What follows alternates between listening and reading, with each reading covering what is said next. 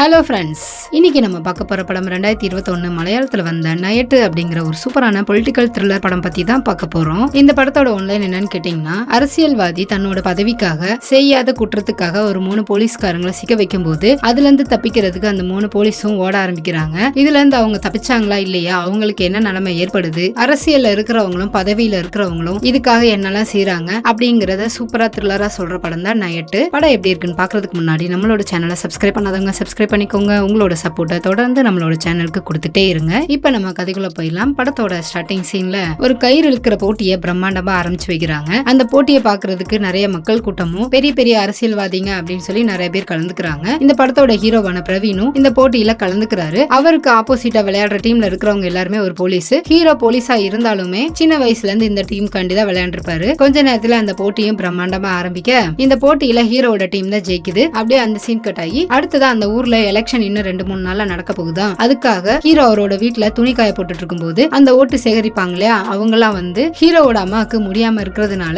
அவங்களால நேர்ல வந்து ஓட்டு போட முடியாது அப்படின்றதுக்காக தபால் மூலமா ஓட்டு போட அதுக்கான ரெசிப்ட ஹீரோ கிட்டையும் கொடுத்துட்டு கண்டிப்பா ஓட்டு போடணும் அப்படின்ற மாதிரி சொல்லிட்டு அவங்களும் போக, அடுத்ததா ஹீரோவோட அக்கா வீட்டுக்கு வந்து லேட் ஆயிடுச்சு, நீ இவ்வளவு நேரம் என்ன பண்ணிட்டு இருக்க, பொண்ணு பாக்குறதுக்கு போகணும்ல, சீக்கிரமா போய் ரெடி ஆகு அப்படின்னு சொல்லி ஹீரோவை அனுப்பி வைக்க, ஆனா உள்ள போன ஹீரோ போலீஸ் ட்ரெஸ் மாட்டிட்டு வரதை பார்த்துட்டு ஹீரோவோட அக்கா என்ன எங்க கூட பொண்ணு பார்க்க வரலையா அப்படின்னு சொல்லி கேட்கும்போது அதுக்கு ஹீரோவும் என்ன டிஎஸ்பி வர சொல்லிருக்காரு, நான் அவரை போய் பாக்கலனா எனக்கு வேலை போயிரும், நீ பார்க்க போற பொண்ணு வீட்டுல எனக்கு வேலை இல்லைன்னா என்ன கல்யாணம் பண்ணிக்க ஒத்துக்குவாங்களா அப்படின்னு சொல்லி கேளு, அவங்க ஒத்துக்கிட்டாங்கன்னா நானும் ஒத்துக்கிறேன் அப்படின்னு சொல்லிட்டு அவரும் அங்க இருந்து கிளம்ப, அடுத்ததா பிரவீன் டிஒய்எஸ்பியை பார்க்கும்போது அவர் இப்ப நீ எந்த டாக்டரை பாக்குற, முதுகு வலின்னு சொல்லி லீவ் எடுத்துட்டு போன உடனே எஸ்பியோட கண்ணுல எப்படி மாட்டின அப்படின்னு சொல்லி கேட்கும்போது அதுக்கு பிரவீனும் நேத்து கலந்துகிட்ட போட்டியில அவர் தான் எங்களுக்கு கப்பு கொடுத்தாரு அப்படின்னு சொல்லுவாரா. அதுக்கு டிஒய்எஸ்பியும் அவர் என்ன சொன்னாருன்னு உனக்கு தெரியுமா, மெடிக்கல் டீமுக்கு ரெஃபர் பண்ணி உன்னை வேலையில இருந்து தூக்கணும்னு முடிவு பண்ணிட்டாங்க, நான் தான் அவர்கிட்ட பேசி உனக்கு இந்த வேலையை திரும்ப வாங்கி கொடுத்திருக்கேன், அதுவும் உன்னோட அப்பாக்காக, ஒழுங்கு மரியாதையா போய் டியூட்டில ஜாயின் பண்ண அப்படின்ற மாதிரி அட்வைஸ போட்டு அனுப்ப, அடுத்ததா பிரவீனும் அந்த ஸ்டேஷன்ல இருக்கிற சிஐ பார்க்கும்போது அவர் ஃபர்ஸ்ட் உனக்கு கம்ப்யூட்டர்லாம் தெரியுமா அப்படின்னு சொல்லி கேட்பாரா. அதுக்கு பிரவீனும் இல்ல சார் எனக்கு அதை பத்தி தெரியாது அப்படின்னு சொல்லும்போது அந்த சமயத்துல மணியன் அப்படின்ற ஒரு ஆபீசர், இவரும் இந்த படத்தோட ஹீரோ தான், அவர் வந்து குற்றவாளிகளை பத்தின டீடைல் கிடைச்சிருக்கு, நான் அந்த இடத்துக்கு போயாகணும், உங்களுக்கு ஏதாவது வேலை இருக்கா, உங்க காரை நான் எடுத்துட்டு போட்டுமா அப்படின்னு சொல்லி கேட்கும்போது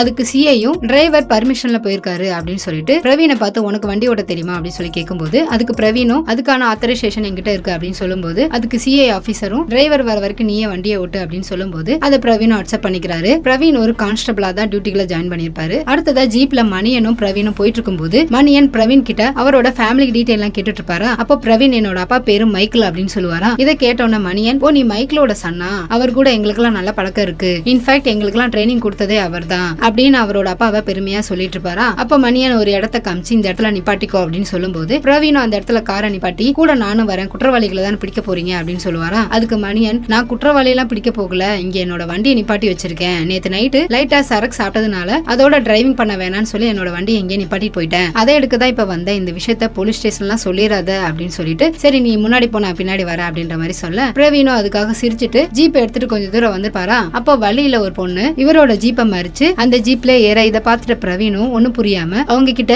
என்னன்னு கேட்கும்போது அதுக்கு அவங்களும் ஸ்டேஷன் போகணும் அப்படின்னு சொல்லுவாங்களா. அதுக்கு பிரவீனும் போலீஸ் ஸ்டேஷன்ல கம்ப்ளைண்ட் கொடுக்கறதுக்கு போலீஸ் வண்டியில தான் போகணுமா அப்படின்ற மாதிரி சொல்ல வருவாரா. அதுக்கு அவங்க என் பேரு சுனிதா, நானும் போலீஸ் ஸ்டேஷன்ல தான் கான்ஸ்டபிளா ஒர்க் பண்றேன் அப்படின்ற மாதிரி சொல்லுவாங்களா. பின்னாடி வந்த மணியனும் இந்த பொண்ணு நம்ம ஸ்டேஷன்ல தான் வேலை பாக்குறா, சரி கிளம்பு நம்ம ஸ்டேஷன்ல பாப்போம் அப்படின்னு சொல்லிட்டு அவங்களும் அங்க இருந்து கிளம்ப, அடுத்ததா மணியன் ஸ்டேஷனுக்குள்ள வரும்போது அங்க இருந்த ஒரு லேடி போலீஸ் அங்க நின்னுட்டு இருந்த ஒரு சின்ன பொண்ணையும் அந்த பொண்ணு கூட இருந்த பையனையும் பார்த்து, படிக்கிற வயசுல செய்யற வேலையா இது, இதுக்காக தான் உன்னோட வீட்டுல உன்னோட அப்பா அம்மா படிக்க வச்சிட்டு இருக்காங்களா அப்படின்னு சொல்லி அந்த பொண்ணை பார்த்து சத்தம் போட்டுட்டு இருப்பாங்களா. இத பார்த்த மணியன் என்ன விஷயம் அப்படின்னு சொல்லி கேட்கும்போது அதுக்கு அந்த லேடி போலீஸும் படிக்கிற வயசுல இந்த பையன் கூட ஊர் சுத்திட்டு இருக்கா அப்படின்ற மாதிரி சொல்லுவாரா. மணியன் இதுல டென்ஷன் ஆகி அவங்க கிட்ட பேர் என்னன்னு விசாரிச்சு சீக்கிரமா அவங்க வீட்டுக்கு தகவலை சொல்லுங்க அப்படின்ற மாதிரி சொல்லிட்டு போன்ல அவரோட ஒய்ஃப்க்கு கால் பண்ணி பாக்குறாரு. அந்த சைடு அவங்க ஒய்ஃப் போன் அட்டன் பண்ண மாட்டாங்களா. இதுல பதட்டமாகி வீட்டுக்கு போய் பார்க்கணும் அப்படின்னு சொல்லிட்டு பிரவீனை கூட்டிட்டு அவர் வீட்டுக்கு கிளம்ப, அப்படி போற வழியில மணியன் ரொம்பவே டென்ஷனா இருப்பாரு. இத பிரவீனும் வாட்ச் பண்ணிக்க வீட்டுக்கு போனதும் அங்க மணியனோட பொண்ணு ஒரு டான்ஸ் ப்ரோக்ராமுக்காண்டி பிராக்டிஸ் பண்ணிட்டு இருப்பாங்க. இத பார்த்துட்டு அவரும் வீட்டுக்குள்ள போய் அவரோட ஒய்ஃப் கிட்ட எத்தனை தடவை உனக்கு போன் பண்றது, ஏன் அட்டன் பண்ணல அப்படின்னு சொல்லி கேட்கும்போது அந்த போன் எங்கேயாவது இருக்கும் அப்படின்ற மாதிரி அசால்ட்டா சொல்லுவாங்களா. அதுக்கு மணியனும் வெளியில டான்ஸ் பிராக்டிஸ் நடந்துட்டு இருக்கு, அவளை அங்க தனியா விட்டுட்டு நீங்க என்ன பண்ணிட்டு இருக்க, ஊர் உலகத்துல என்னமெல்லாம் நடந்துட்டு இருக்குன்னு உனக்கு தெரியுமா அப்படின்ற மாதிரி சொல்லிட்டு இருப்பாரா. அதுக்கு அவரோட ஒய்ஃபும் இந்த போலீஸ் வேலையெல்லாம் உங்க ஸ்டேஷனோட வச்சுக்கோங்க அப்படின்ற மாதிரி சொல்ல, அதுக்கப்புறம் தான் மணியனுக்கு பிரவீன் வெளியில நிக்கிறாரு அப்படின்ற விஷயமே ஞாபகம் வருமா. அவரையும் உள்ள கூப்பிட்டு இதெல்லாம் என் பொண்ணு வாங்கின பரிசு அப்படின்றத பெருமையா காமிச்சிட்டு இன்னும் 2 நாள்ல ஸ்டேட் லெவல்ல அவளுக்கு ப்ரோக்ராம் இருக்கு, அதை பார்க்கணும்னு எனக்கு ரொம்பவே ஆசை. ஆனா இதுக்கு இடையில எலெக்ஷன் வந்ததுனால லீவ் கிடைக்குமான்னு தெரியல, அப்படி கிடைக்கலனாலும் மெடிக்கல் லீவாவது எடுத்துட்டு போயிடணும் அப்படின்ற மாதிரி சொல்லிட்டு இருப்பாரா. அடுத்ததா போலீஸ் ஸ்டேஷன்ல மணியன் ஒரு பையன் கிட்ட தண்ணி பாட்டில கொடுத்து தண்ணியை குடிக்க சொல்லி அந்த பாட்டிலையை வாங்கிட்டு எதுக்காக நேத்து நைட்டு அந்த பொண்ணோட வீட்டுக்கு போனா அப்படின்னு சொல்லி கேட்கும்போது அதுக்கு அந்த பையனும் நேத்து அந்த பொண்ணுக்கு பர்த்டே சார், அவளுக்கு கிஃப்ட் கொடுக்க போனேன் அப்படின்னு சொல்லுவானா. இதை கேட்டோட மணியனும் அந்த பாட்டில வாங்கிட்டு பிரவீனையும் கூப்பிட்டுட்டு அடுத்த நேரா பெட்ரோல் பங்க் போய் அந்த பாட்டில கொஞ்சம் பெட்ரோலை வாங்கிட்டு போற வழியில பிரவீன் என்ன கேசுங்க சார் அப்படின்னு சொல்லி கேட்கும்போது அதுக்கு மணியனும் இப்ப நான் ஸ்டேஷன்ல விசாரிச்சேன் இல்லையா, அந்த பையன் ஒரு பொண்ணுக்கு கிஃப்ட் கொடுக்க போயிருக்கான், ஆனா அந்த பொண்ணு மந்திரியோட ரிலேஷனு, அவ மேல வெளியில வராத அளவுக்கு கேஸ போட சொல்லி ஆர்டர் வந்திருக்கு. குண்டர்களுக்கு கூட இந்த ரூல்ஸை ஃபாலோ பண்ணலாமா வேணாமான்னு சொல்லி ஒரு ஆப்ஷன் கொடுப்பாங்க, ஆனா நமக்கு அந்த ஆப்ஷன் எல்லாம் கிடையாது, நம்ம செய்யன்னு சொன்னா செஞ்சுதான் ஆகணும் அப்படின்ற மாதிரி சொல்லிட்டு ஒரு வீட்டுக்கு போய் அந்த வீட்டோட ஜன்னல்ல இவங்க வாங்கிட்டு வந்த பெட்ரோலை ஊத்தி அதை கொளுத்தியும் விட்டுட்டு அந்த பாட்டில அங்கேயே குப்பையில கிடக்கட்டும் அப்படின்ற மாதிரி சொல்லிட்டு அவங்க கிட்ட அந்த பையன் தான் வீட்டுக்கு வந்து ஜன்னலை கொளுத்திட்டான் அப்படின்ற மாதிரி வாக்குமூலத்தை எழுதி வாங்கி சைனும் வாங்கிக்கிறாரு. அதுக்கப்புறம் பிரவீன் அவரோட அம்மாக்கு உடம்பு சரியில்லைன்னு சொல்லி ஹாஸ்பிட்டல் போகும்போது உங்க அம்மாவோட ட்ரீட்மெண்ட்டுக்கு வேற ஹாஸ்பிட்டல எழுதி கொடுக்குறேன், இன்னும் 2 நாள்ல அங்க அப்பாயின்மெண்ட்டை வாங்கி அதுக்கான ட்ரீட்மெண்ட்டை ஸ்டார்ட் பண்ணுங்க அப்படின்ற மாதிரி சொல்ல அடுத்ததா சுனிதா அவங்க வீட்டுக்கு வரும்போது அவங்க வீட்டு வாசல்ல 2 பேர் நின்று இருப்பாங்களா. அவங்க 2 பேரும் பிஜுன்னு சொல்லி ஒரு லோக்கல் ரவுடி இருப்பான், அவனோட ஆளுங்க தான் அந்த 2 பேரும். அந்த லோக்கல் ரவுடி சுனிதா கிட்ட ஏதோ பிரச்சனை பண்ண இதனால சுனிதா ஸ்டேஷன்ல ரிப்போர்ட் கொடுத்திருப்பாங்களா. வந்த 2 பேரும் போலீஸ் ஸ்டேஷன்ல நீ கம்ப்ளைண்ட் கொடுத்துட்டியா அப்படி சொல்லி கேட்கும்போது அதுக்கு சுனிதாவும் வேற என்ன பண்றது, எங்களுக்கு வேற யாரும் கிடையாது, வேற யாரும் இல்லைன்றதுனால தானே நீங்க இதெல்லாம் பண்ணிட்டு இருக்கீங்க, எதா இருந்தாலும் ஸ்டேஷன்ல பாத்துக்கலாம், நீங்க முதல்ல கிளம்புங்க அப்படின்ற மாதிரி சொல்லி அனுப்ப அடுத்த நாள் மணியன் போன் பேசிட்டு இருக்கும்போது பிரவீன் டியூட்டிக்கு வருவாரா. அவரை பார்த்துட்டு சர்க்கிள் இன்ஸ்பெக்டர் லேட்டா வரவங்களுக்கு மெமோ கொடுக்க சொல்லியிருக்காரு, நீ கொஞ்சம் பாத்துரு அப்படின்னு சொல்லுவாரா. அதுக்கு பிரவீனும் அவர்கிட்ட லீவ் கேட்கலாம் நினைச்சிட்டு இருந்தேன், இப்ப நீங்க இப்படி சொல்றீங்களே அப்படின்ற மாதிரி சொல்ல அதுக்கு மணியனும் நீ கேட்டுப்பாரு அதுக்கப்புறம் தான் தெரியும் அப்படின்ற மாதிரி சொல்லி அனுப்ப பிரவீனும் ஸ்டேஷனுக்குள்ள போவாரா. அப்படியே இந்த சைடு சுனிதா அவங்க அம்மா கிட்ட நீங்க ஏமா பயப்படுறீங்க, சிஐ கிட்ட சொல்லி ஏதாவது ஆக்ஷன் எடுக்க சொல்லலாம் அப்படின்ற மாதிரி சொல்லிட்டு இருப்பாங்களா. அதே சமயத்துல அந்த லோக்கல் ரவுடி குரூப்பும் அங்கதான் இருக்குமா. அதுல இருந்த ஒருத்தன் இவன் தான் பிஜு, அவன் வாயில பான்பராக்க போட்டு அங்க இருந்த சோத்துல துப்புவானா. இதை பார்த்துட்டு மணியன் எங்கடா துப்பிட்டு இருக்க, உனக்கு இதுதான் துப்புற இடமா, ஒழுங்கு மரியாதையோட அந்த இடத்த அப்படின்னு சொல்லும்போது அதுக்கு அந்த ரவுடியும் அசால்ட்டா அவனோட காலிலே தொடப்பானா. இதை பார்த்துட்டு மணியன் டென்ஷன் ஆகி இப்படிதான் தொடப்பியா, ஒழுங்கா துணியை வச்சு தொடைக்காம இந்த இடத்த விட்டு உன்னால போக முடியாது அப்படின்ற மாதிரி டென்ஷனா சொல்லிட்டு இருப்பாரா. லோக்கல் ரவுடி ஆளுங்க அவரை கண்ட்ரோல் பண்ணி ஸ்டேஷனுக்குள்ள அனுப்பி வச்சிருக்காங்க. அப்படியே உள்ள வந்த பிரவீன் சிஏ கிட்ட எனக்கு லீவ் வேணும் 2 நாளைக்கு அப்படின்னு சொல்லி கேட்கும்போது ஆல்ரெடி டென்ஷன்ல இருந்த சிஏ இன்னும் 2 நாள்ல எலெக்ஷன் நடக்க போது உனக்கு லீவ் வேணுமாக்கும், நீ லீவ் எடுத்துட்டு போயிட்டேன்னா இங்க இருக்கிற வேலையெல்லாம் யார் பாக்குறது அப்படின்ற மாதிரி சொல்லி லீவ் எல்லாம் தர முடியாது அப்படின்ற மாதிரி சொல்ல இதை கேட்டோன்னு பிரவீன் டென்ஷன் ஆகி லீவ் நீங்க கொடுக்கலன்னா பரவாயில்ல, நான் மெடிக்கல் லீவாவது எடுத்துட்டு நான் போவேன் அப்படின்ற மாதிரி சொல்ல அதுக்கு சிஏயும் மெடிக்கல் லீவ் எடுத்துட்டு நீ கிளம்பிடுவியா, அதுக்கப்புறம் உன் வேலையே இல்லாம ஆக்கிடுவேன் அப்படின்ற மாதிரி சொல்ல அதே சமயத்துல அந்த ரவுடி கும்பல சேர்ந்தவங்களும் சிஏவோட ஆபீஸ் வாசல்ல நின்று உள்ள என்ன நடக்குது அப்படின்ற மாதிரி எட்டி பார்த்துட்டு இருப்பாங்களா. சிஏ சத்தம் போறதை பார்த்துட்டு பிரவீனுக்கு இன்சல்ட் ஆகி டோரை திறந்து வெளியில வரும்போது அங்க நின்னுட்டு இருந்த ரவுடியோட போனு கீழே விழுந்துருமா. ரவுடி தனா விட்டா பிரவீனை பார்த்து கீழே விழுந்த போனை யார் எடுத்து கொடுக்கறது, ஒழுங்கு மரியாதை எடுத்து கொடுத்துட்டு போ அப்படின்ற மாதிரி மிரட்ட ஆல்ரெடி கோவத்துல இருந்த பிரவீன் இவனோட ஆட்டிடியூட பார்த்து மேலும் டென்ஷன் ஆகி அவன் அடிக்க போகும்போது அதுக்கு அந்த ரவுடியும் உன்னால என்ன அடிக்க முடியுமா அப்படின்ற மாதிரி தனாவிட்ட கேட்பானா. இதெல்லாம் பார்த்துட்டு மணியனும் டென்ஷன் ஆகி அவன் என்ன அடிக்கிறது, நான் உன்னை அடிக்கிறேன் அப்படின்னு சொல்லி அவனை அடிச்சு கீழே தள்ளி விட்டு இப்ப என்னடா செய்வ அப்படின்னு சொல்லும்போது அங்க இருந்த ரவுடி கும்பலுக்கும் இவங்களுக்கும் கைகலப்பாயிருதா. ஆல்ரெடி அந்த ரவுடி தண்ணி வேற அடிச்சிருப்பானா, போலீஸ் ஸ்டேஷன்ல தண்ணி அடிச்சு பிரச்சனை பண்றான் அப்படின்ற மாதிரி சொல்லி அவனை ஜெயிலுக்குள்ள தள்ளி விட்டுட்டு அவன் கூட இருந்த ஆளுங்களையும் அடிச்சு வெளியில துரத்தி விட்டு அந்த ஸ்டேஷன் கேட்டையும் மூட இதுல டென்ஷனான ரவுடி கும்பல் அந்த கேட்டுக்கிட்டே நின்று பிரச்சனை பண்ணிட்டு இருப்பாங்களா. அதே சமயத்துல உள்ள வந்த சிஏ என்ன பிரச்சனை அப்படின்னு சொல்லி கேட்கும்போது அதுக்கு பிரவீனும் குடிச்சிட்டு வந்து பிரச்சனை பண்றான் அப்படின்ற மாதிரி சொல்ல சரி அவன் மேல கேச போடு அப்படின்ற மாதிரி சொல்லிட்டு அவரும் உள்ள போயிடுறாரு. இந்த சைடு வெளியில நின்று பிரச்சனை பண்ணிட்டு இருப்பாங்களா. இதை பார்த்துட்டு மணியன் அங்க இருந்த கண்ணை எடுத்து அவங்கள பார்த்து இங்க இருந்து கிளம்புறீங்களா இல்ல உங்களை எல்லாத்தையும் ஷூட் பண்ணவா அப்படின்ற மாதிரி மிரட்ட இது எல்லாத்தையும் ரவுடி கும்பல்ல இருந்த ஒருத்தன் அவனோட செல்ல ரெக்கார்டும் பண்ண அடுத்ததா பிரவீன் அந்த ரவுடி கிட்ட உன் பேர் என்னடா அப்படின்னு சொல்லி கேட்கும்போது அவன் திமிரா இருப்பானா. அந்த இடத்துல சுனிதா அவன் டீட்டெயிலாம் நான் எழுதுறேன் அப்படின்ற மாதிரி சொல்லி அவங்க டீட்டெயில் எழுத ஆரம்பிச்சிருவாங்க. இதுல அவன் மேலும் டென்ஷன் ஆயிட்டு இருக்கு. இதை பார்த்துட்டு சிஐயும் உன்னை 6 மாசம் ஜெயில தள்ளுறேன் பாரு அப்படின்ற மாதிரி சொல்ல அடுத்ததா இன்னொரு போலீஸ்கார் வந்து மணியன் கிட்டையும் பிரவீன் கிட்டையும் என்ன காரியம் பண்ணி வச்சிருக்கீங்க, இந்த விஷயம் வெளியில தெரிஞ்சா எந்த அளவுக்கு பிரச்சனை வரும் தெரியுமா அப்படின்ற மாதிரி சொல்லுவாரா. அதுக்கு மணியனும் சிஏவே அவன் மேல கேஸ் போட சொல்றாரு, உனக்கு என்ன அப்படின்ற மாதிரி சொல்ல அதுக்கு அந்த ஆபீசரும் சுனிதா அவன் மேல கம்ப்ளைண்ட் கொடுத்ததுனால தான் நீங்க அவன் மேல கேஸ் போட்டிருக்கீங்க அப்படின்னு சொல்லி கேட்கும்போது அதுக்கு மணியனும் அவன் பிரவீன் கூடயும் தானே பிரச்சனை பண்ணிருக்கா அப்படின்னு சொல்லிட்டு இருக்கும்போது பின்னாடி வந்த சிஐ அந்த ரவுடியை ரிலீஸ் பண்ணிருங்க அப்படின்ற மாதிரி சொல்ல அதுக்கு மணியனும் சிஐ கிட்ட போய் அவன் தண்ணி அடிச்சுட்டு இங்க பிரச்சனை பண்ணிருக்கான், இந்த நேரத்துல நம்ம மெடிக்கல் டெஸ்ட் கூட எடுக்காம அவனை வெளியில விட்டா நமக்கு தான் பிரச்சனை வரும் அப்படின்னு சொல்லுவாரா. அதுக்கு சிஐ டென்ஷன் ஆகி நான் என்ன பண்றது, எஸ்பி தான் அவனை ரிலீஸ் பண்ண சொல்லி பிரஷர் பண்றாரு, எலெக்ஷன் டைம்ல ஜாதி ஓட்டு அது இதுன்னு சொல்லி ஒரே பிரஷர், அதனால அவனை விட்டு தொலைங்க அப்படின்ற மாதிரி சொல்ல அதுக்கப்புறம் அந்த ரவுடியே ரிலீஸ் பண்ணிடுவாங்களா. அவன் அங்க இருந்து போகும்போது சுனிதாவை ஒரு மாதிரி முறைச்சிட்டே போவான். அடுத்ததா சிஐ பிரவீன் மணியன் 3 பேரும் போலீஸ் பந்தோபஸ்துல இருக்கும்போது இவங்க 2 பேர்த்தையும் பார்த்து அந்த லோக்கல் ரவுடி ஹாஸ்பிட்டல்ல போய் அட்மிட் ஆயிட்டான். இதனால அவனோட ஆளுங்க போலீஸ் ஸ்டேஷன்ல வந்து பெரிய பிரச்சனையா பண்ண போறாங்க. மணியனை பார்த்து பிரவீன் இப்பதான் டியூட்டி சேர்ந்திருக்கா, நீ 20 வருஷமா இந்த வேலையில தானே இருக்க, நீயாவது கொஞ்சம் நிதானமா நடந்திருக்க கூடாதா அப்படின்ற மாதிரி சொல்லுவாரா. அதுக்கு மணியனும் ஏதோ கோவத்துல அந்த மாதிரி நடந்துருச்சு, அவனை மெடிக்கல் செக்அப் பண்ணாம விட்டதான் நம்ம தப்பு அப்படின்ற மாதிரி சொல்ல, அதுக்கு சிஏவும் நீ சொல்றது சரிதான், இதனால நம்மளோட வேலைக்கு ஏதாவது பிரச்சனைனா நமக்கு உதவி பண்றதுக்கு யாரு இருக்கா அப்படின்னு சொல்லி கேட்கும்போது அதுக்கு மணியனும் நான் மேத்யூ சார் கிட்ட பேசியிருக்கேன், அவர் இதுக்கு ஏதாவது வழி பண்ணுவாரு அப்படின்ற மாதிரி சொல்ல, அதுக்கு சிஏவும் சுனிதாவை பார்த்து அவன் உன்னோட சொந்தக்காரன் தானே, அவங்கிட்ட ஏதாவது பேசி காம்ப்ரமைஸ் ஆயிருங்க அப்படின்ற மாதிரி சொல்ல, அடுத்ததா சிஎம் கிட்ட அந்த லோக்கல் ரவுடியோட ஆளு நடந்த விஷயத்தெல்லாம் எக்ஸ்பிளைன் பண்ணும்போது அதுக்கு சிஎமும் எலெக்ஷன் டைம் உன் பசங்க கிட்ட சொல்லிவை, இந்த மாதிரி டைம்ல போலீஸ் ஸ்டேஷன்ல போய் ஏதாவது பிரச்சனை பண்றேன், போராட்டம் பண்ண போறேன் அப்படின்னு சொல்லி ஏதாவது பண்ணிட்டு இருக்க போறாங்க, எதுவா இருந்தாலும் எலெக்ஷன் முடிட்டோம் அதுக்கப்புறமா பாத்துக்கலாம் அப்படின்னு சொல்லுவாரா. அதுக்கு அந்த ஏஜென்ட்டும் நான் பசங்க கிட்ட எவ்வளவு பேசி பார்த்துட்டேன், அவங்கள இப்போதைக்கு நம்ம சமாதானப்படுத்தணும்னா அந்த காலேஜ் விஷயத்த அவங்களுக்கு சாதகமா பண்ணி கொடுங்க அப்படின்ற மாதிரி சொல்ல, அதுக்கு சிஎமும் அதை பத்தி நம்ம எலெக்ஷன் முடியட்டும் அதுக்கப்புறம் பாத்துக்கலாம் அப்படின்ற மாதிரி சொல்லுவாரா. அதுக்கு அந்த ஏஜென்ட்டும் நீங்க சொல்றதை நம்பி நானும் அவங்க கிட்ட பேசுறேன் அப்படின்ற மாதிரி சொல்லிட்டு கடைசியா எலெக்ஷன் முடிஞ்சதுக்கு அப்புறம் அந்த 3 போலீஸையும் சஸ்பெண்ட் பண்ணிருங்க அப்படின்ற மாதிரி சொல்லிட்டு அடுத்த நேரம் அந்த ரவுடி கும்பலை போய் பார்த்து சிஎம் கிட்ட இந்த விஷயத்தை பத்தி பேசிட்டேன், எலெக்ஷன் முடிகிற வரைக்கும் எந்த பிரச்சனையும் பண்ணக்கூடாதுன்னு சொல்லியிருக்காரு, அப்படி நீங்க ஒழுங்கா இருந்தீங்கன்னா அந்த காலேஜ் விஷயத்த உங்களுக்கே பண்ணி கொடுத்துருவாரு அப்படின்ற மாதிரி சொல்ல, இதுல டென்ஷனான அந்த ரவுடி என்ன ஸ்டேஷன்ல தள்ளுன அவங்களால எதுவும் பண்ண முடியல, அவங்கள நான் பாத்துக்கிறேன் அப்படின்ற மாதிரி டென்ஷனா கத்த, அதுக்கு அந்த ஏஜென்ட்டும் கொஞ்சம் அமைதியா இருக்கா, நீயும் தான் சும்மா இல்லாம அங்க போய் தண்ணி அடிச்சு பிரச்சனை பண்ணிருக்க, இதெல்லாம் வச்சு பார்த்தா உண்மையிலதான் கேச போடுவாங்க அப்படின்ற மாதிரி சொல்ல, கூட இருந்தவங்களும் இவங்க 2 பேர்த்தையும் சமாதானம் பண்ணி அனுப்பி வச்சுட்டு அப்படியே அந்த சீன் கட் ஆகி அடுத்ததா ஸ்டேஷன்ல இருக்கிறவங்க ஒரு கல்யாணத்துக்காண்டி கிளம்பிட்டு இருப்பாங்களா. அப்ப மணியன் பிரவீனையும் கூப்பிடும்போது அதுக்கு பிரவீன் நான் வரல சார் நீங்க போயிட்டு வாங்க அப்படின்னு சொல்லுவாரா. அதுக்கு மணியன் காலையில நடந்த விஷயத்த இன்னுமா யோசனை பண்ணிட்டு இருக்க, அந்த விஷயத்த மேத்யூ சார் ஏதாவது பார்த்து சரி பண்ணிக்குவாரு, அதை பத்தி யோசிக்காம நீ எங்க கூட வா அப்படின்னு சொல்லுவாரா. அதுக்கு பிரவீன் அதெல்லாம் ஒண்ணும் இல்ல சார், என்ன இன்வைட் பண்ணல அப்படின்ற மாதிரி சொல்ல, அதுக்கு மணியனும் ஸ்டேஷனுக்குன்னு பொதுவா தான் இன்வைட் பண்ணிருக்காங்க, உனக்கு பாபு சார் தெரியாதா, அவரும் உன்னோட அப்பாவும் சேர்ந்து வேலை பார்த்தவங்க தான், நீ வந்தீங்கன்னா அவர் ரொம்பவே சந்தோஷப்படுவாரு, போனா 2 பேருக்கு லைட்டா அடிச்சுக்கலாம், வண்டி ஓட்டுறதுக்குலாம் ஆள் இருக்கு அப்படின்ற மாதிரி சொல்ல பிரவீன் அதுக்கு சரின்னு ஒத்துக்கிறாரு. அடுத்த சீன் அந்த ஃபங்க்ஷன் நடக்கிற இடத்துக்கு வரும்போது சிஏ அந்த ஃபங்க்ஷனை முடிச்சுட்டு திரும்ப கிளம்பும் போது மணியனை பார்த்து நீங்க கிளம்பும் போது சுனிதாவையும் பிக்கப் பண்ணிக்கோங்க அப்படின்னு சொல்லிட்டு அடுத்ததா பிரவீனை பார்த்து நாளைக்கு அம்மாவை ஹாஸ்பிட்டல் கூட்டிட்டு போகணும்னு சொன்னேன்ல, காலையில போய் காமிச்சிட்டு நைட்ல வந்து டியூட்டில ஜாயின் பண்ணிக்கோ அப்படின்னு சொல்லிட்டு அவர் அங்க இருந்து கிளம்ப அடுத்ததா இந்த இடத்துல ஃபங்க்ஷன் ஜோரா நடக்க அதுல இவங்களும் ஜாலியா ஃபன் பண்ணிக்க அடுத்ததா பிரவீன் மணியன் சுனிதான்னு சொல்லி 3 பேரும் ஜீப்ல கிளம்பும் போது அந்த ஜீப்பை ஓட்டுறது மணியனோட கசின்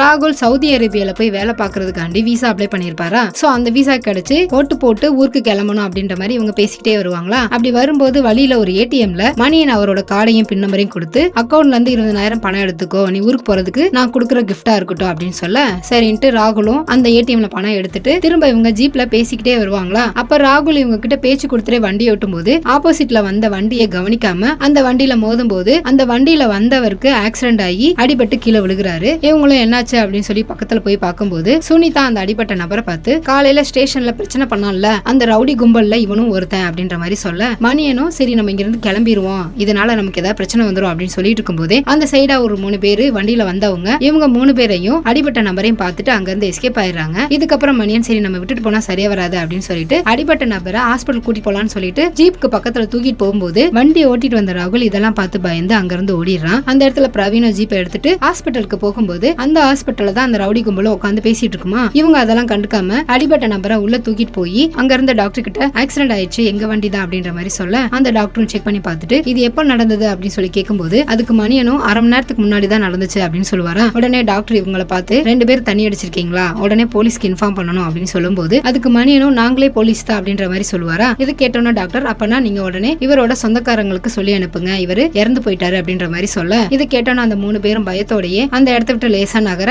அந்த இடத்துல அந்த ரவுடி கும்பல சேர்ந்த ஒருத்தர் இருப்பாரா. அவர் அந்த இறந்தவரை பார்த்துட்டு வெளியில இந்த ரவுடிய சத்தம் போட்டு கூப்பிட அந்த ரவுடியும் உள்ள போய் பார்த்துட்டு இதுக்கெல்லாம் காரணம் அவங்க 3 பேர் தான் அப்படின்னு சொல்லிட்டு இவங்க 3 பேரையும் துரத்த ஆரம்பிக்க இவங்களும் அவங்க கிட்ட இருந்து எப்படியே எஸ்கேப் ஆகி அந்த ஹாஸ்பிட்டலை விட்டு வெளியில வந்து அங்க நின்னுட்டு இருந்த ஷேர் ஆட்டோல ஏறி ஸ்டேஷனுக்கு போற வழியில சிஐ கிட்டையும் இன்ஃபார்ம் பண்ணிட்டு அடுத்த ஸ்டேஷன் போய் சிஐ கிட்ட நாங்க அடிபட்ட நபரை நாங்க தூக்கும் போது அவருக்கு உயிர் இருந்தது அப்படின்னு சொல்லும் போது அதுக்கு சிஐயும் நீங்க சொல்றதை என்னால புரிஞ்சுக்க முடியுது, ஆனா அதை மத்தவங்க யாரும் புரிஞ்சுக்க மாட்டாங்க, அது மட்டும் இல்லாம நீங்க எல்லாரும் தண்ணி அடிச்சிருக்கீங்க அப்படின்ற மாதிரி சொல்ல அதுக்கு மணியனும் சார் வண்டி ஓட்டுனது நாங்க கிடையாது, என்னோட கசின் தான் ஓட்டுனா, அவன் தண்ணி அடிக்கல அப்படின்ற மாதிரி சொல்ல அதுக்கு சிஐயும் அவன் தான் கார் ஓட்டுனான்றத யாருமே பார்க்கல, அது மட்டும் இல்லாம அவனும் ஓடி போயிட்டான், அவனுக்கு எதிராக நம்ம கேஸ் எடுத்தாலும் இந்த விஷயத்த நம்ம தான் செட்டப் பண்ணோன்ற மாதிரி பேச ஆரம்பிச்சிருவாங்க. சரி கொஞ்ச நேரம் வெயிட் பண்ணுங்க, ஏதாவது பண்ண முடியுமா பார்க்கலாம் அப்படின்னு சொல்லிட்டு அவரோட ஆபீஸ்க்குள்ள போக அடுத்ததான் மணியனோட போனுக்கு மேத்யூ கால் பண்ணி நீங்க 3 பேரும் ஸ்டேஷன்ல இருக்காதீங்க, உங்க 3 பேருக்கு எதிராக கேஸ போட சொல்லி எஸ்பி கிட்ட சிஎம் பேசியிருக்காரு அப்படின்னு சொல்லிட்டு போனை கட் பண்ண இவங்களும் ஒன்னும் புரியாம டிவி நியூஸ் ஆன் பண்ணும்போது அந்த டிவி நியூஸ்லயும் 3 போலீஸ்காரங்க தண்ணி அடிச்சுட்டு ஒரு ஆக்சிடென்ட் பண்ணிட்டாங்க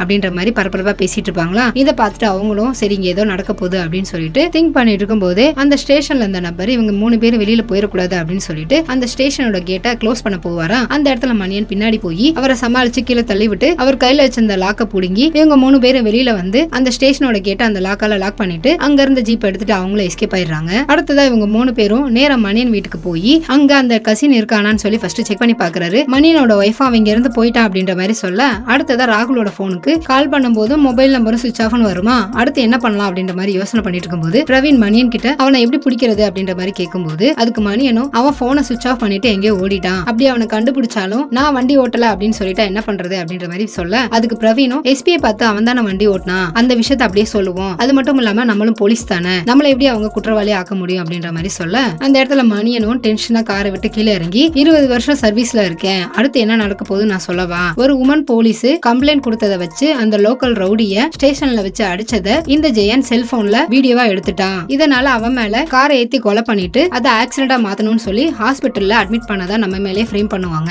என்னதான் நம்ம போலீஸாவே இருந்தாலும் இறந்து போனவன் ஒரு தாழ்த்தப்பட்ட ஜாதியை சேர்ந்தவன், போதாதைக்கு இப்ப எலெக்ஷனும் நடக்குது, அவங்களோட ஓட்டு தான் இங்க அதிகமும் கூட, ஓட்டு அதிகமா வாங்கணும் அப்படின்றதுக்காண்டியே நம்ம 3 பேத்தையும் குற்றவாளி ஆக்கணும் அப்படின்றதுல கவர்மெண்ட் ரொம்ப தெளிவா இருப்பாங்க அப்படின்ற மாதிரி சொல்ல அந்த இடத்துல சுனிதா நான் வீட்டுக்கு போகணும் எனக்கு கொண்டு போய் விட்டுருங்க அப்படின்ற மாதிரி சொல்ல சரின்ட்டு இவங்க 3 பேரும் சுனிதாவை அவங்களோட வீட்டுல டிராப் பண்ணிட்டு இவங்க 2 பேரும் அந்த ஜீப்பை திருப்பிட்டு இருப்பாங்களா. இறங்கி வந்த சுனிதாவும் வீட்டுக்கு முன்னாடி 2-3 போலீஸ்காரங்க நிக்கிறத பார்த்துட்டு திரும்ப இவங்க ஓடி வந்து அதே ஜீப்ல ஏறிக்கிறாங்க. அதுக்கப்புறம் 3 பேர் அங்க இருந்து எஸ்கேப் ஆகி ஜீப்ல போகும்போது மணியனோட வைஃப் இவங்களுக்கு கால் பண்ணி என்னாச்சுன்ற மாதிரி கேட்கும்போது அதுக்கு மணியனும் ஒன்னும் பிரச்சனை இல்ல, எல்லாத்தையும் நான் சரி பண்ணிட்டு வந்துருவேன் அப்படின்ற மாதிரி போனை கட் பண்ண அதே சமயத்துல ஜீப்ல இருந்த வாக்கி டாக்கில இவங்க 3 பேரும் ஒரு ஆக்சிடென்ட்ல தேடப்படுற குற்றவாளி, ஸ்டேஷன்ல இருந்த ஜீப் எடுத்துட்டு இவங்க எஸ்கேப் ஆயிட்டாங்க, உடனே இவங்களை சீக்கிரமா பிடிக்கணும் அப்படின்ற மாதிரி சொல்லிட்டு இருப்பாங்களா. இவங்களும் அதை கேட்டு ஜீப்ல இருந்த ஜிபிஎஸ் வாக்கி டாக்கி இவங்க செல்போன்ல இருந்த சிம் கார்டு எல்லாத்தையும் வழியிலே தூக்கி எரிஞ்சிட்டு அங்க இருந்து கிளம்புற மாதிரி காமிச்சிட்டு அந்த சீன் கட் ஆகி இந்த சைடு சிஎம் மீடியா கிட்ட இந்த 3 போலீஸையும் பிடிக்கிறதுக்கு இந்த கேஸை சிபிஐ கிட்ட மாத்திருக்கேன் அப்படின்னு சொல்லிட்டு அடுத்ததான் அந்த சிபிஐ ஆபீசரையும் காமிக்கிறாங்க. இவங்கள நம்ம லேடி ஆபீசர்னு வச்சுக்கலாம். அவங்களும் உள்ள வரும்போது அவங்கள பார்த்து சிஐ அந்த வண்டியை ஓட்டுனது இந்த 3 பேரும் கிடையாது, எஸ்பி சார் தான் அவங்க மேல கேஸ் போட சொன்னாரு அப்படின்ற மாதிரி சொல்ல இதை கேட்ட லேடி ஆபீசரும் அடுத்ததா சிஎம் போய் பார்க்கும்போது அந்த 3 பேர் எஸ்கேப் ஆனதுக்கு காரணம் மேத்யூ சார் கால் பண்ணி இன்ஃபார்ம் பண்ணிருக்காரு, அவர் உங்க கட்சியை சேர்ந்தவர் தான் அப்படின்ற மாதிரி சொல்ல அதுக்கு சிஎம்மும் அவரை நான் பாத்துக்கிறேன், 3 பேர்த்த பிடிக்கிறதுல மட்டும் உங்க திறமையை காமிச்சா போதும் அப்படின்ற மாதிரி சொல்ல அப்படியே இந்த சைடு இந்த 3 பேரும் போலீஸ் ஜீப்ல போனா டேஞ்சர் அப்படின்னு சொல்லிட்டு பிரவீன் அவரோட ஃப்ரெண்டுக்கு கால் பண்ணி அவரை வர சொல்லி அவரோட ட்ரக்ல ஏறிக்கிறாங்க. அப்படி ஏறினதுக்கு அப்புறம் அந்த சைடா ஒரு போலீஸ் வண்டி வருமா, இந்த வண்டி இங்க நிக்கிறத பார்த்து இந்த சமயத்துல எதுக்கு இங்க வண்டியை நிப்பாட்டி வச்சிருக்கா அப்படின்னு சொல்லி ஃப்ரெண்டை பார்த்து கேட்கும்போது அதுக்கு பிரவீன் ஃப்ரெண்டோ சார் நான் இங்க பாத்ரூம் போறதுக்காண்டி நிப்பாட்டினேன் அப்படின்ற மாதிரி சொல்லுவாரா. அந்த போலீஸும் இறங்கி அந்த வண்டியில செக் பண்ணா இவங்க 3 பேர் ஒளிஞ்சிட்டு இருக்கிறத பார்த்துட்டு இவங்களை பத்தி தெரிஞ்சதுனால ஃப்ரெண்டை பார்த்து முதல்ல வண்டி எடுத்துட்டு கிளம்பு அப்படின்ற மாதிரி சொல்ல அவரும் அந்த சைடு கிளம்புற மாதிரி காமிச்சிட்டு இந்த சைடு போலீஸ்காரங்கிட்டே வண்டிக்குள்ள ஒண்ணும் இல்ல அப்படின்ற மாதிரி சொல்ல அப்படியே இந்த சைடு போலீஸ்காரங்க இந்த 3 பேத்தையும் bus stand railway station check போஸ்ட்ல எல்லாம் ரொம்ப தீவிரமா தேட ஆரம்பிக்கிறாங்க. இந்த 3 பேரும் ட்ரக்ல போயிட்டு இருக்கும்போது திடீர்னு ஃப்ரெண்டு சடன் பிரேக்கோட என்னாச்சு அப்படின்னு சொல்லி கேட்கும்போது ஃப்ரெண்டும் போலீஸ் செக் பண்றாங்க அப்படின்ற மாதிரி சொல்ல தூரமா செக் பண்ணிட்டு இருந்த போலீஸ் இவரு சடன் பிரேக் போட்டதை பார்த்து பக்கத்துல வந்து எதுக்காக சடன் பிரேக் போட்ட அப்படின்னு சொல்லி வண்டியை செக் பண்ணுவாரா. பார்த்தா அந்த இடத்துல 3 பேர் இருக்க மாட்டாங்க. உடனே ஃப்ரெண்டு கிட்ட ஆபீசரை பார்த்து வண்டியோட பேப்பர்ஸ் எல்லாம் கொடுத்து செக் பண்ணிக்கோ அப்படின்ற மாதிரி சொல்ல ஃப்ரெண்டும் அந்த ப்ராசஸிங் ஒர்க் எல்லாம் முடிச்சுட்டு அந்த செக் போஸ்ட்டை தாண்டி ஒரு இடத்துல வண்டியை போட்டு வெயிட் பண்ண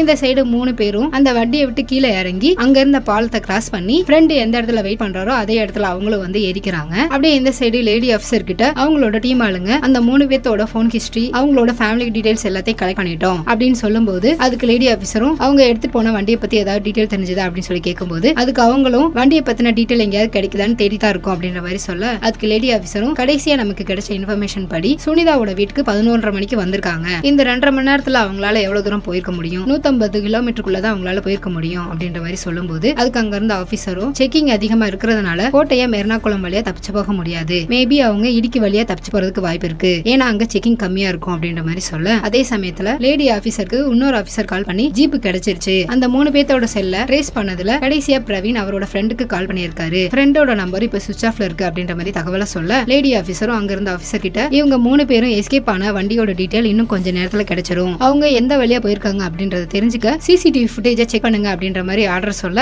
அந்த சீன் கட் ஆகி இந்த சைடு வண்டியில 3 பேர் போனாங்க இல்லையா, அவங்க போற வழியில ஒரு ஹைவேல இறங்கிட்டு ஃப்ரெண்ட பார்த்து அம்மாவை எப்படியாவது நாளைக்கு ஹாஸ்பிட்டல் கூட்டிட்டு போயிரு அப்படின்ற மாதிரி பிரவீன் சொல்லிட்டு இருப்பாரா. மணியன் ஃப்ரெண்ட பார்த்து முதல்ல இங்க இருந்து வண்டி எடுத்துட்டு கிளம்பு அப்படின்னு சொல்லிட்டு பிரவீன் கிட்ட இந்நேரம் இவனையும் போலீஸ்காரங்க ட்ரேஸ் பண்ணிருப்பாங்க, அவனை போய் புடிச்சு நிப்பாட்டி பேசிட்டு இருக்க, இன்னும் கொஞ்ச நேரத்துல அவனும் பிடிபட்டுருவான் அப்படின்ற மாதிரி சொல்லிட்டு அவர் முன்னாடி போவாரா. அவர்கிட்ட பிரவீன் அடுத்து என்ன பிளான் அப்படின்னு சொல்லி கேட்கும்போது அந்த இடத்துல மணியன் டென்ஷன் ஆகி பண்றதெல்லாம் பண்ணிட்டு அடுத்து என்ன பிளான் வேற கேக்குற, அப்பவே அவனை அந்த இடத்துல விட்டுருன்னு சொன்னேன், ஆனா நீ பேச்ச கேட்காம அவனை ஹாஸ்பிட்டல் தூக்கிட்டு போய் இவ்வளவு தூரம் பிரச்சனை ஆயிடுச்சு அப்படின்ற மாதிரி சொல்லுவாரா. அந்த இடத்துல பிரவீனும் டென்ஷனாக மணியனும் டென்ஷனாக மாறி மாறி 2 பேர் அடிச்சுக்குவாங்களா. அந்த இடத்துல சுனிதா இவங்களை கட்டுப்படுத்த முடியாம திரும்ப ஹைவேக்கே நடந்து போவாங்களா. அந்த சைடா வந்த லாரி இவங்களை பார்த்து சடன் பிரேக் போட்டு அந்த வண்டியில இருந்த டிரைவர் இவங்களை பார்த்து திட்டிட்டு இருக்க அந்த இடத்துக்கு பிரவீன் அவங்கள பிடிச்சு இழுத்து போய் ஒரு இடத்துல உட்கார வச்சுட்டு இவங்க இருக்கிற இடத்துல குளிர் அதிகமா இருக்குமா, இதனால அவங்களுக்கு ஒரு மாதிரி வீசிங் ப்ராப்ளம் மாதிரி வர அந்த இடத்துல பிரவீன் பிளாட் கடை டென்ட் போட்டு மூடி வச்சிருந்திருப்பாங்களா, அந்த டென்ட்டை கிழிச்சு அதுல இருந்து இவங்க 3 பேத்துக்கு தேவையான ஸ்வெட்டர் ஸ்கார்ஃப் எல்லாம் எடுத்துக்கிட்டு கொஞ்சம் தூரம் நடந்து வந்து ஒரு சின்ன டீ கடையில அவங்க 3 பேத்துக்கும் டீ ஆர்டர் சொல்லிட்டு அந்த நபர் கிட்ட இருந்து போனை வாங்கி சுனிதா கிட்ட கொடுக்கும்போது சுனிதாவும் அந்த நம்பர்ல இருந்து அவங்களோட பக்கத்து வீட்டுக்காரங்களுக்கு கால் பண்ணி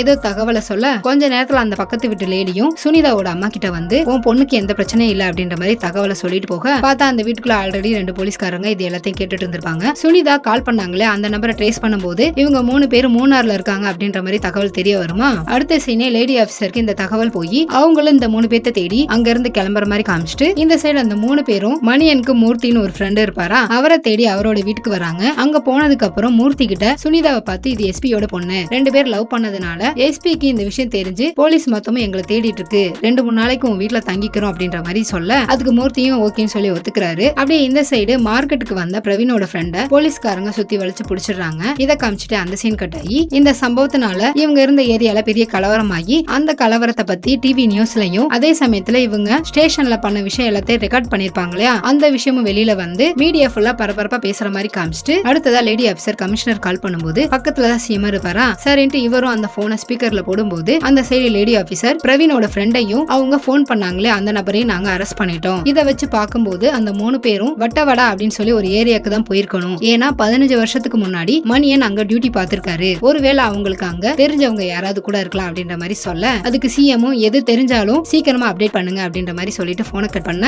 இந்த சைடு சிஎம் கமிஷனர் கிட்ட அந்த 3 போலீஸ்காரங்க வீட்லயும் ரெய்ட நடத்தி அவங்க வீட்டு ஆளுங்களையும் சொந்தக்காரங்க எல்லாத்தையும் சேர்த்து அரெஸ்ட் பண்ணுங்க, அதுவும் மீடியா முன்னாடி நடக்கணும் அப்படின்ற மாதிரி சொல்ல அடுத்த சீனே இந்த 3 பேத்தோட வீட்டு ஆளுங்களையும் அரெஸ்ட் பண்ணி ஸ்டேஷனுக்கு கூட்டிட்டு வர மாதிரி காமிச்சிட்டு அந்த சீன் கட் ஆகி இந்த சைடு லேடி ஆபீசர் போற வழியில ஒரு இன்ஃபார்மர் மூலமா கோட்டக்காம்பூர் அப்படின்ற ஏரியால சந்தேகப்படுற மாதிரி 3 நபர் இருக்காங்க அப்படின்ற மாதிரி தகவலை சொல்ல அதுக்கு லேடி ஆபீசரும் அங்க இருந்து தப்பிச்சு போறதுக்கு வேற ஏதாவது ரூட் இருக்கா அப்படின்னு சொல்லி கேட்கும்போது அதுக்கு அந்த இன்ஃபார்மரும் இந்த சைடு போகணும்னா திரும்ப மூணார் தான் போகணும், அதை விட்டா கொடைக்கானல் வழியா பழனி போகலாம், அதுவுமே அந்த ஏரியா தெரிஞ்சவங்களால மட்டும்தான் முடியும் அப்படின்ற மாதிரி சொல்ல அதுக்கு அந்த லேடி ஆபீசரும் அவங்களோட டீம் கிட்ட உடனே ஒரு டாக் ஸ்குவாட அரேஞ்ச் பண்ணுங்க, மோப்பன் நாய் மூலமா இவங்களோட துணியை கொடுத்து லொகேஷனை ட்ரேஸ் பண்ண சொல்லுங்க அப்படின்ற மாதிரி சொல்ல அன்னைக்கு நைட்டு லேடி ஆபீசரும் அவரோட டீமும் அந்த ஊருக்கு வந்து அவங்க ஒரு பக்கமா தேட ஆரம்பிக்கிறாங்க. அப்படியே இந்த சைடு மணியன் இவங்க 2 பேத்துக்கிட்டையும் நான் இந்த ஊர்ல டியூட்டி பார்க்கும்போது தான் எனக்கு என்னோட பொண்ணு பிறந்தா, அவளை பாக்குறதுக்காக நான் 15 வருஷம் வெயிட் பண்ணேன், நான் அவளுக்கு சத்தியம் பண்ணி கொடுத்தேன் நாளைக்கு எப்படியாவது அவளோட ப்ரோக்ராம பாக்குறதுக்கு வருவேன்னு சொல்லி அதுக்குள்ள இந்த மாதிரிலாம் ஆயிடுச்சு அப்படின்ற மாதிரி ஃபீல் பண்ணி சொல்ல அப்படியே மறுநாள் அந்த போலீஸ்காரங்க அந்த ஏரியால இருக்கிற ஒவ்வொரு வீடா போய் செக் பண்ணி பாக்குறாங்க. அப்போ கரெக்டா மூர்த்தியோட வீட்டை பார்க்கும்போது அந்த சமயத்துல இந்த 3 பேர் அங்க இருக்க மாட்டாங்களா, அங்க யாரும் இல்ல அப்படின்னு சொல்லிட்டு அவங்களும் அந்த சைடு போக இந்த சைடு பிரவீனும் சுனிதாவும் கொஞ்சம் ரெஃப்ரெஷ் ஆயிட்டு மூர்த்தி கூட வந்துட்டு இருக்கும்போது வழியில ஒரு 4-5 பேரு பழனிக்கு பாத யாத்திரையா போயிட்டு இருப்பாங்களா. அவங்கள ஒருத்தர் பழைய இடிஞ்சு போன கோர்ட்டு கிட்ட ஒருத்தர் நல்லா தண்ணி அடிச்சுட்டு உட்கார்ந்து இருக்காரு, அவர் உங்காலு தானே, அவரை முதல்ல போய் பாருங்க அப்படின்ற மாதிரி சொல்ல 3 பேர் அங்க போய் பார்க்கும்போது அங்க மணியன் நல்ல போதையில உட்கார்ந்து இருப்பாரா. அவரை பார்த்துட்டு பிரவீன் உங்களுக்கு மட்டும் தான் கஷ்டம் இருக்குன்னு நினைக்கிறீங்களா, எங்களுக்கும் தான் கஷ்டம், இந்த பிரச்சனையில இருந்து எப்படி தப்பிக்கிறதுன்னு தெரியாம இருக்கும்போது இப்படி நீங்க குடிச்சிட்டு இருந்தா நம்ம என்ன செய்யறது அப்படின்னு சொல்லி சத்தம் போட்டுட்டு இருப்பாரா. அந்த இடத்துல மணியன் கையில வச்சிருந்த நியூஸ் பேப்பரை காமிக்கும் போது இந்த சம்பவத்தால மணியனோட பொண்ணு ஒரு ப்ரோக்ராம்ல கலந்துக்கிறதா இருந்துச்சு இல்லையா, அந்த ப்ரோக்ராம் கேன்சல் ஆயிருக்கும், இதனாலதான் அவரும் தண்ணி அடிச்சிருப்பாரு. அடுத்ததா பிரவீன் மூர்த்தி கிட்ட போய் இப்ப போனாங்களே அவங்க கூட சேர்ந்து பழனி போக முடியுமா அப்படின்ற மாதிரி கேட்க அதுக்கு மூர்த்தியும் இப்ப போக முடியாது, அவங்க ரொம்ப தூரம் போயிருப்பாங்க, நாளைக்கு வேற ஒரு டீம் போறாங்க, அவங்க கூட வேணா போய்க்கலாம், அதுக்கு முன்னாடி நமக்கு சில தேவையான திங்ஸ் எல்லாம் வாங்கணும் அப்படின்ற மாதிரி சொல்ல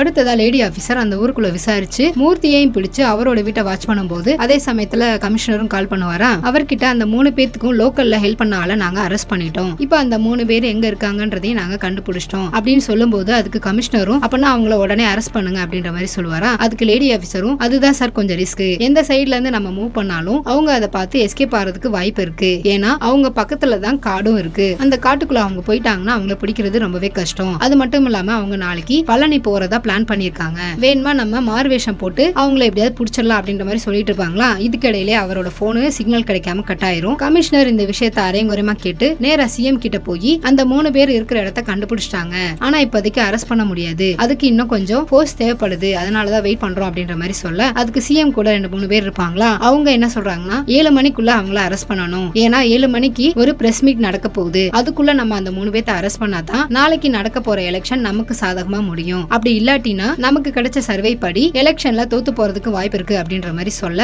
அதுக்கு கமிஷனரும் அவங்கள வேஷம் மாறி வேணும்னா அரெஸ்ட் பண்ணலாம், அவங்களும் போலீஸ்காரங்கன்றனால தப்பிக்கிறதுக்கு நிறையவே வாய்ப்பு இருக்கு, அவங்க இருக்கிற இடத்துக்கு பக்கத்துல காடு இருக்கிறதுனால ஈஸியா தப்பிச்சிட முடியும், அதனால நம்ம அவங்கள வெயிட் பண்ணி தான் அரெஸ்ட் பண்ணணும் அப்படின்ற மாதிரி சொல்ல, அதுக்கு சிஎம் கமிஷனர் பார்த்து அந்த 3 பேர்த்தையும் இன்னைக்கு அரெஸ்ட் பண்ணிடுவீங்களா, அத 100% உறுதியா அவங்களால சொல்ல முடியுமா அப்படின்ற மாதிரி சொல்ல, அதுக்கு கமிஷனரும் உறுதி சொல்ல, அடுத்த சீன மீடியாவுல குற்றவாளிகளை போலீஸ் அரெஸ்ட் பண்ணி போலீஸ் கிளப்புக்கு கூட்டிட்டு போறாங்க அப்படின்ற நியூஸா பரபரப்பா சொல்ல, ஆக்சுவலா இவங்க வேற 3 பேர்த்த அரெஸ்ட் பண்ணிட்டதா மீடியா முன்னாடி ஒரு போலி அரெஸ்ட் அரேஞ்ச் பண்ணிருப்பாங்க. அப்படி இந்த சைடு சுனிதாவும் பிரவீனும் வீட்டுல இருக்கும்போது மணியன் அங்க வந்து, நீ ஒன்னும் கவலைப்படாத, சீக்கிரமா நான் சரியாயிருவேன், 20 வருஷமா இந்த வேலையில எந்த தப்பும் செய்யாம இருந்து என்ன பிரயோஜனம் இருக்கு, அப்படி இருந்தும் நம்மளோட வீட்டாளுங்களை போலீஸ்காரங்க அரெஸ்ட் பண்ணிட்டாங்க, சீக்கிரமா இந்த பிரச்சனையை முடிச்சுட்டு வேற வேலை ஏதாவது தேடிக்கணும் அப்படின்னு சொல்லிட்டு அவரு லுங்கிய மாத்திட்டு அந்த சைடு போவாரா. இந்த சைடு போலீஸ்காரங்களும் இவங்களை அரெஸ்ட் பண்றதுக்கு சரியான டைம் வரணும் அப்படின்னு சொல்லி வெயிட் பண்ணிட்டு கொஞ்சம் கொஞ்சமா இவங்கள க்ளோஸ் ஆயிட்டே வருவாங்களா. இந்த விஷயத்த பிரவீன் பார்த்துட்டு சுனிதாவும் பிரவீனும் அங்க இருந்து ஓட ஆரம்பிக்க, ஒரு கடத்துல சுனிதா ஒரு இடத்த பார்த்துட்டு அலற ஆரம்பிச்சிடுறாங்க.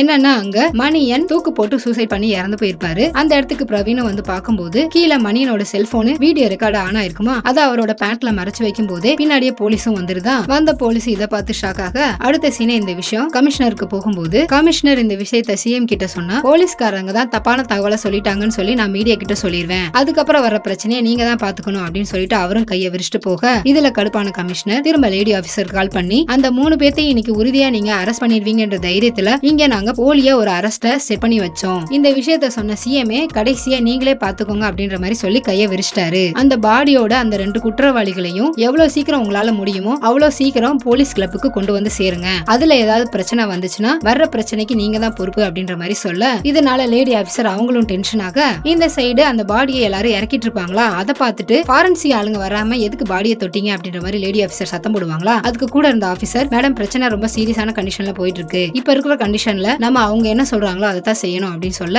அந்த இடத்துல லேடி ஆபீசரும் சைலண்ட் ஆகி அடுத்தது அந்த பாடியை ரெக்கவர் பண்ணி போலீஸ் வண்டியில ஏத்திட்டு பிரவீன் ஏற போவாரா. அப்போ அவர் மறைச்சு வச்சிருந்த செல்போன் கீழே வந்துருமா. இதை பார்த்துட்டு அவங்களும் எடுக்க வரும்போது அந்த இடத்துல பிரவீன் அந்த செல்போனை எடுத்துட்டு ஓட ஆரம்பிச்சிடுறாரு. பின்னாடியே போலீஸ்காரங்களும் அவரை துரத்தி பிடிச்சிடுறாங்க. அந்த மொபைல்ல என்ன இருக்கு அப்படின்னு சொல்லி பார்க்கும்போது அதுல மணியன் சாகிறதுக்கு முன்னாடி, அந்த வண்டி என்னோடது, அந்த வண்டியை ஓட்டுனது என்னோட தங்கச்சி பையன், பிரவீனுக்கும் சுனிதாக்கும் இதுல எந்த சம்மந்தம் கிடையாது, நான் கொடுக்குற வாக்குமூலத்தை கோர்ட்ல ஆதாரமா எடுத்துக்கணும், இதோட என்னோட வாழ்க்கையை நான் முடிச்சுக்கிறேன் அப்படின்னு சொல்லிட்டு வாக்குமூலம் கொடுத்த மாதிரி இருக்குமா. இத ஒரு ஆபீசர் பார்த்துட்டு இதோட காப்பி வேற ஏதாவது இருக்கா அப்படின்னு சொல்லி கேட்கும்போது அவங்களும் வேற இல்ல அப்படின்ற மாதிரி சொல்ல, அடுத்த நேரா பிரவீன் கிட்டையும் சுனிதா கிட்டையும் வரும்போது அப்போ இந்த ஆபீசர் பார்த்து, பிரவீன் வண்டி ஓட்டுனது நாங்க கிடையாது, ராகுல் தான் அந்த வண்டியை ஓட்டணும், இடையில ஒரு ஏடிஎம்ல நாங்க வண்டியை நிறுத்தணும், அந்த சிசிடிவி ஃபுட்டேஜ பார்க்கும்போது ராகுல் எங்க கூட இருந்தான்றத ப்ரூஃப் பண்ண முடியும், அது மட்டும் இல்லாம இறந்து போன நபரை நாங்க தூக்கும் போது உயிரோட தான் இருந்தாரு, தூக்குனதுக்கு அப்புறம் தான் அது அந்த ரவுடி கும்பல சேர்ந்தவன்றது எங்களுக்கு தெரிய வந்துச்சு அப்படின்ற மாதிரி சொல்லுவாரா. அதை கேட்ட அந்த ஆபீசரும், நீங்க சொல்ற விஷயம் எல்லாமே ஓகே தான், ஆனா வண்டியோட ஸ்டேரிங்ல உங்களோட பிங்கர் பிரிண்ட் தான் கிடைச்சிருக்கு,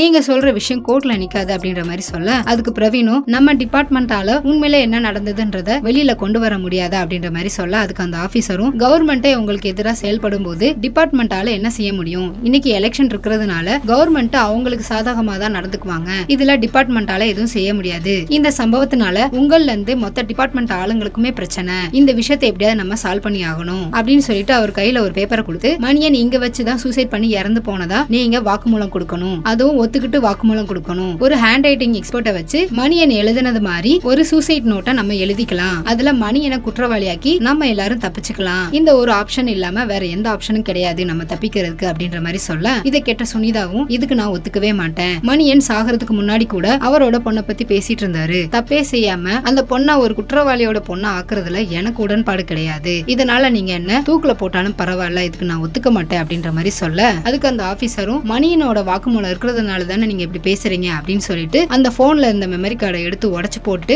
அடுத்ததா இவங்க ராகுலையும் பிடிச்சு அவங்கிட்ட சம்பவம் நடந்த அன்னைக்கு நான் தான் கார் ஓட்டினேன், மத்த 2 பேரும் தண்ணி அடிச்சிருந்தாங்க, வழியில ஜெயனை பார்த்ததுக்கு அப்புறம் பிரவீன் தான் என்கிட்ட இருந்து காரை வாங்கி அந்த ஆக்சிடென்ட் பண்ணது, இதை பார்த்து பயந்து நான் அங்க இருந்து தப்பிச்சு ஓடிட்டேன் அப்படின்ற மாதிரி வாக்குமூலம் கொடுத்திருப்பானா. அதையும் காமிச்சு இந்த விஷயத்த நாங்க கோர்ட்ல காமிச்சா உங்களால வெளியவே வர முடியாது, அதனால நல்லா யோசனை பண்ணி பாத்துக்கோங்க, உங்களுக்கு கோர்ட்டுக்கு போற வரைக்கும் டைம் அப்படின்ற மாதிரி சொல்ல இவங்களும் அடுத்து என்ன செய்யறது அப்படின்ற மாதிரி யோசனையில இருக்கும்போது கொஞ்ச நேரத்துல அந்த இடத்துக்கு ஃபாரன்சிக் ஆளுங்களும் வர அவங்க கிட்ட மணியனோட பாடியை காமிக்கும் போது அவங்க அந்த பாடியை அனலைஸ் பண்ண ஆரம்பிச்சிடுறாங்க. அடுத்ததா வெளியில மீடியாலயும் இந்த விஷயத்தை பரபரப்பா பேசுற மாதிரி காமிச்சிட்டு இந்த 2 பேத்தையும் ஒரு வேன்ல ஏத்தி கோர்ட்டுக்கு கூட்டிட்டு போறாங்க. அப்படி போற வழியில ஒரு இடத்துல ஓட்டிங் பூத்துல மக்கள் எல்லாரும் ஓட்டு போடுறதுக்காண்டி வெயிட் பண்ணிட்டு இருப்பாங்களா, இந்த சீனையும் காமிச்சு அடுத்ததா அந்த ஓட்டிங் பூத்துக்குள்ள ஒரு வயசான கண்ணு தெரியாத அம்மா ஓட்டு போடுறதையும் காமிக்கிறாங்க. இந்த சீனை பார்க்கும்போது எனக்கு புரிஞ்ச விஷயம் என்னன்னா, அரசியல்வாதிகளுக்கு எப்பவும் மக்களோட ஓட்டு தான் முக்கியம். அவங்களோட பதவியை காப்பாத்துறதுக்கு அவங்களோட அதிகாரத்தை வச்சு நாட்டுல நடக்கிற விஷயங்களை அவங்களுக்கு சாதகமா பயன்படுத்திக்கிறாங்க. இது எதுவுமே தெரியாத நம்மளும் அந்த வயசான அம்மா கண்ணு தெரியாம ஓட்டு போடுற மாதிரி நம்ம கண்ணு தெரிஞ்சே ஓட்டு போட்டுட்டு இருக்கோம். இதுக்கப்புறம் அந்த 2 போலீஸ்காரங்களோட நிலைமை என்ன,